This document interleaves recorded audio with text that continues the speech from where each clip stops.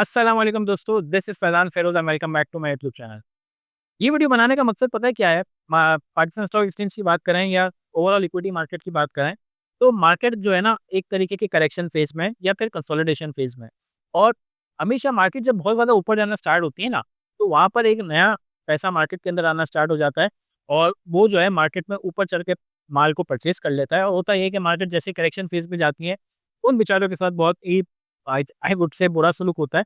और वो बहुत ज़्यादा फेयरफुल होके काम करना स्टार्ट कर देते हैं या बहुत ज़्यादा अपने पैसों को लेके वरीड होते हैं। इनके लिए वीडियो ज़रा बनाने की मैंने कोशिश की है कि what to do and what not to do when the market is against you या एक करेक्शन फेज़ में या एक कंसोलिडेशन फेज़ में मार्केट में किस तरीके से आपको बिहेव करना चाहिए और क्या चीज़ें करनी चाहिए और क्या चीज़ें नहीं करनी चाहिए।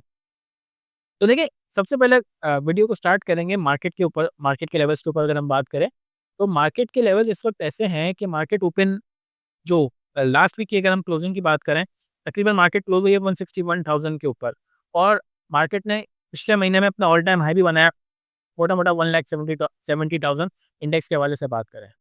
और खबरें हमारी कुछ ऐसी आती हैं कि मार्केट में तेज़ी का रुझान, तेज़ी का रुझान, तेज़ी का रुझान और एक आम आदमी जो है जो स्टॉक में नहीं इन्वेस्टेड था, पीएसएक्स में इन्वेस्टेड नहीं था, इक्विटी मार्केट में इन्वेस्टेड नहीं था, वो फिर मार्केट के अंदर एंटर हो जाता है और हाई रेट के ऊपर अपने आइटम्स को परचेज़ करना स्टार्ट करता है, बी इट म्यूचुअल फंड और B it any individual stock जो कि वो पीएसएक्स से परचेज़ कर सकता है।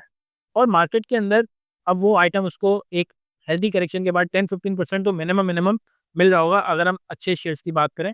और अगर ब्रोकर ने कोई हेवी शेयर दिला दिया था तो भाई उसके तो फिर अल्लाह अल्लाह ही हाफ़िज़ है। तो देखिए, मार्केट में काम करने का जो तरीक़ेकार है, वो तरीक़ेकार कुछ ऐसा है कि आपने मार्केट की साइकिल को समझना है। और मार्केट की साइकिल ये होती है कि मार्केट मूव करती है या तो कंसोलिडेशन फेज़ में, बिल्कुल कुछ नहीं मूव कर रही है, 1000-2000 पॉइंट ऊपर-नीचे और वही जो पॉइंट्स गेन होते हैं वही लूज़ हो जाते हैं या जो पॉइंट लूज़ किए हैं वही पॉइंट्स गेन हो जाते हैं। या फिर मार्केट मूव करती है बुल रन की तरफ और एक पर्टिकुलर लेवल ब्रेक होने के बाद मार्केट में ऐसा मोमेंटम बनता है कि मार्केट एक बुल रन के ऊपर जाना स्टार्ट कर देती है। यहाँ पर एक ऐसा सिनेरियो भी बन सकता है जो कि हमने बहुत ज़्यादा देखा है कि मार्केट आपको एक बेयर रन दिखाती है, यानी मार्केट एक पर्टिकुलर लेवल ब्रेक होने के बाद इतना नीचे चली जाती है कि वहाँ से आपको शायद 20-30% भी अपने रेट या अपना पोर्टफोलियो गिरता हुआ नज़र आएगा। अब आपने ये डिसाइड करना है कि आप मार्केट में किस लेवल के ऊपर एंट्री ले रहे हैं। तो हमेशा आप देखेंगे मैं यहाँ पर शेयर्स को डिस्कस नहीं करता, यहाँ पे मैं मार्केट को डिस्कस करता हूँ, यहाँ पे मैं लेवल्स को डिस्कस करता हूँ। तो आपने मार्केट के लेवल्स को बहुत अच्छे तरीके से समझना है। लेकिन पिवट क्या होता है, सपोर्ट क्या होती है, रेजिस्टेंस क्या होती है, जब तक आप मान के नहीं चलेंगे, जब तक आप जान के नहीं चलेंगे, आप मार्केट से नहीं कमा सकते। आप ब्रोकर के रेमो-करम पे चलते रहेंगे, ब्रोकर आपको एक अच्छी चीज़ दिला देगा, आपको भी नहीं पता यार उसने ₹1 के ऊपर मिसाल है ₹30 का आइटम था, उसने ₹1 के ऊपर बेच दिया, लेकिन वही आइटम ₹5 या ₹6 नीचे तो आपको बेचने नहीं दे रहा। तो कुछ तो समझेंगे भाई आपका ब्रोकर आपके साथ क्या कर रहा है। ₹1 कमाने को 5 से ₹6 जाने का भाई ऐसी कौन-सी मैथ्स है या ऐसी कौन-सी साइंस है जो कि एटलीस्ट मुझे तो समझ में नहीं आते और आप भी वो साइंस समझने की कोशिश करें। तो अगर आपका ब्रोकर भी आपको कोई चीज़ दिला रहा है ना, तो देखिए सबसे पहले उससे काम करें कि भाई ये चीज़ हम क्यों ले रहे हैं? वो आपको 2 ऑप्शन देगा या वो आपको 2 चॉइसेस देगा। वो कहेगा कि यार इसका फंडामेंटल बहुत अच्छा है, शायद आगे रिज़ल्ट अच्छा देने वाला है, पे आउट अच्छा देने वाला है। तो आप बोलेंगे अच्छी बात है, फंडामेंटल के ऊपर एक मैं आइटम ले रहा हूँ। नेक्स्ट आप बात पूछो यार अगर मैंने ये आइटम लिया है, तो मैं ये जो आइटम है मैं एक long term investment point of view से के लिए ले रहा हूँ, कि short term point of view से ले रहा हूँ। क्योंकि आप मैं अज़्यूम कर रहा हूँ आप एक नए बंदे हैं, आपको मार्केट के बारे में इतनी चीज़ें नहीं पता और आप ब्रोकर से सवाल पूछ रहे हैं। आपका ब्रोकर आपसे कहेगा कि यार हम ये शॉर्ट टर्म के लिए बाय कर रहे हैं या लॉन्ग टर्म के लिए बाय कर रहे हैं। तो अगर आपका ब्रोकर कहता है शॉर्ट टर्म के लिए बाय कर रहे हैं, तो उससे देन एंड देयर पूछो भाई इसका स्टॉप लॉस क्या है? स्टॉप लॉस बहुत-बहुत इंपॉर्टेंट है अगर आप शॉर्ट टर्म ट्रेड्स कर रहे हैं। और जब तक आपके अंदर ये गूदा नहीं है, जब तक आपके अंदर ये स्टैमिना नहीं है, जबकि आप इस तरीके की साइकोलॉजी नहीं रखते कि नुकसान बाँधें और मार्केट से एग्ज़िट करें, तब तक आप इस मार्केट से नहीं कमा पाएँगे। आपका ब्रोकर कहता है ₹30 का शेयर है फॉर एग्ज़ाम्पल, हमारा जो स्टॉप लॉस है 28.5 का स्टॉप लॉस है। देन आप पूछेंगे भाई ऊपर का टारगेट क्या है? तो वो कह रहा है यार 33 का टारगेट है, 34 का टारगेट है। तो आपने अब दिमाग में बिठाया यार 3 या ₹4 आने के और ₹1.5 जाने के, अच्छी ट्रेड समझ आती है, ब्रोकर ने एक अच्छा फैसला किया है। जब तक आप काउंटर क्वेश्चन नहीं करेंगे आप ना सीखेंगे, ना आपको ब्रोकर सिखाने के कोई पाबंद है, वो सिखाएगा भी नहीं आपको। अच्छा, अगर इन्वेस्टमेंट पॉइंट ऑफ व्यू से करा है तो भाई फिर तो टेंशन ही नहीं है, आप मार्केट को देखे ही नहीं। जो भी हम 9 बजे देखते थे, खबरें देखते थे, कुछ भी देखते थे, वो देखना स्टार्ट कर दें भाई।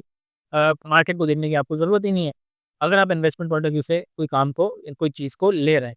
लेकिन एक बात भी पूछें, अपने किसी भी आपके ब्रोकर से या मुझसे भी पूछना चाहें तो मुझसे भी पूछ सकते हैं कि आप जो बात करें टेक्निकल लेवल्स की, आप जो बात करें फंडामेंटल लेवल की, ये कहीं नज़र आ रहा है, कैसे नज़र आ रहा है और कुछ अपनी एजुकेशन भी उस हिसाब से करने की कोशिश करें, स्पेशली जब हम पीएसएक्स की बात कर रहे हैं। अगर आप पीएसएक्स में डायरेक्ट इन्वेस्टेड हैं, इसी पॉइंट ऑफ व्यू से मैं कहता हूँ कि आप अपना पैसा डायरेक्टली स्टॉक में लगाने की बजाय आप म्यूचुअल फंड्स में लगाएँ, अपनी इनिशियल वर्किंग म्यूचुअल फंड के थ्रू करें और होगा ये कि म्यूचुअल फंड में आपका पैसा जो है फंड मैनेजर्स मैनेज करेंगे और उनकी एक्सपर्टीज़ जो है डिफरेंट कंपनीज़ में होती है, डिफरेंट सेक्टर्स में होती है और वो आपका पैसा बहुत बेहतर तरीके से मैनेज कर पाएँगे। देखिए, होता ये है कि हम मेजॉरिटी जो नुकसान करते हैं ना, वो लैक ऑफ नॉलेज की वजह से करते हैं और लैक ऑफ नॉलेज ही जो है इसी वजह से जो है हम रेकलेस डिसीजन ले रहे होते हैं, अपनी मर्ज़ी के बाय एंड सेल लगा रहे होते हैं या ब्रोकर से हम सवाल नहीं पूछ पाते हैं।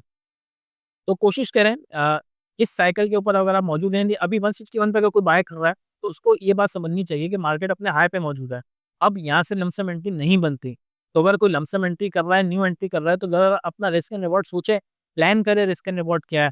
या अपना अपना पेमेंट साइकिल प्लान करे कि यार मार्केट गिर भी गई 10, 20, 30% तो मैं अब यहाँ से एसआईपी अप्रोच की तरफ चला जाऊँगा, मैं मार्केट में न मज़ीद पैसा लगाता रहूँगा। अच्छे शेयर खरीदे मैंने, अगर तो अच्छे शेयर्स हैं, उनको मैं और अच्छे नीचे के रेट पे लूँगा और मुझे फ़ायदा होगा। मैं और मार्केट नीचे जाएगी, मैं और परचेज़ करूँगा, मेरी एवरेज कॉस्ट अच्छी होती जाएगी। तो ये एक अप्रोच होनी चाहिए एक न्यू इन्वेस्टर की रादर देन एक कैसीनो की तरह मार्केट के अंदर एंटर हो, अच्छा भाई क्या हो रहा है? ये ग्रीन चीज़ ग्रीन हो रही है, इस पे पैसा लगा देते हैं। अच्छा भाई कितना पैसा लगाना है? मार्केट में 2 लाख रुपए लेके आए हो, 2 लाख के 2 लाख आपने एक पर्टिकुलर आइटम पे लगा दिए, कोई किसी किस्म की आपने पोर्टफोलियो मैनेजमेंट नहीं की है और वो आइटम जो है आज 20-30% नीचे है, तो अब क्या करें? अच्छा भाई नुकसान दे रही है मार्केट, पैकअप करो और निकल जाता है। इस तरीके से मार्केट में काम नहीं होता। कोशिश करें बड़े अच्छे तरीके से मार्केट में काम करें और लेवल्स के ऊपर मार्केट को स्टडी करने की कोशिश करें और लेवल्स के ऊपर अपनी एंट्री एंड एग्जिट्स को प्लान करें। और देखें एक बात तो तय है, मार्केट ज़्यादातर फ़ायदा उन्हीं लोगों को देगी जो लॉन्ग टर्म बैठते हैं।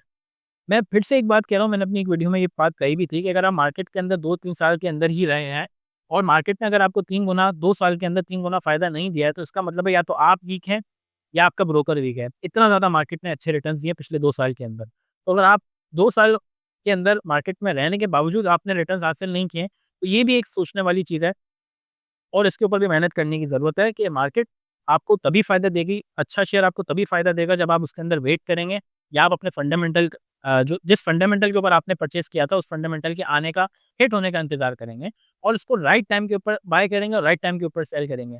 मैं हरगिज़ ये नहीं कह रहा कि लोएस्ट ऑफ लोज़ पे खरीदो, हाईएस्ट ऑफ हाईज़ पे बेचो, ये पॉसिबल नहीं है। बट एंट्री करते वक़्त इस चीज़ का ख़्याल रखें कि मार्केट हाई पे है, कितना लो जा सकती है और एंट्री करते वक़्त ये भी चीज़ देखें कि मार्केट लो पे है, कितना हाई जा सकती है। मेरा बस कहने का मकसद यही है। एक और बात भी कहूँगा म्यूचुअल फंड वालों को कि भाई मार्केट गिर रही है, इसका ये मतलब नहीं है कि कन्वर्जेंस पे कन्वर्जन करना स्टार्ट कर दें। अब नीचे है तो हम बेच देते हैं, मज़ीद नीचे जाएगी तो हम उठा लेंगे। देखें म्यूचुअल फंड इस तरीके से वर्क नहीं करता। आप मार्केट म्यूचुअल फंड के अंदर ट्रेडिंग नहीं कर सकते। अगर ट्रेडिंग कर भी रहे हैं तो आपको फ़ायदा नहीं होगा। इतनी फीसेज़ हैं, इतने कन्वर्जेंस हैं, इतने टैक्सेस हैं। मार्केट अगर आपको सब्सटेंशियल 15-20% का डिप दे तो अभी भी ये बात समझ में आती है। बट आप देखेंगे कि इतना ज़्यादा डिप अब तक तो मार्केट में 1 साल के अंदर नहीं आया और आया भी है और आप कन्वर्ट भी करते हैं तो आई डोंट थिंक आपको कोई बहुत ज़्यादा फ़ायदा हुआ हुआ भी होगा। मैं अपनी एग्ज़ाम्पल हमेशा देता हूँ कि नवंबर ऑफ 2024 मैंने अपनी एक एसआईपी स्टार्ट की थी और वो मैं पोर्टफ़ोलियो दिखाऊँगा अभी व्यूअर्स को थोड़े टाइम में इसकी वीडियो भी आ जाएगी। वो जो एनएवी पे परचेज़ किया था मैंने 98 एनएवी पे परचेज़ किया था और इस वक़्त मार्केट गिरने के बावजूद भी 155-156 के ऊपर एनएवी दिखा रही है।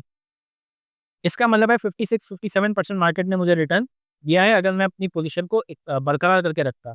तो कोई ऐसा बंदा जिसने ट्रेडिंग के थ्रू म्यूचुअल फंड में इस नंबर को बीट किया है बिल्कुल बताएँ, तो हमारे लिए भी एक सीखने वाली बात हो गई।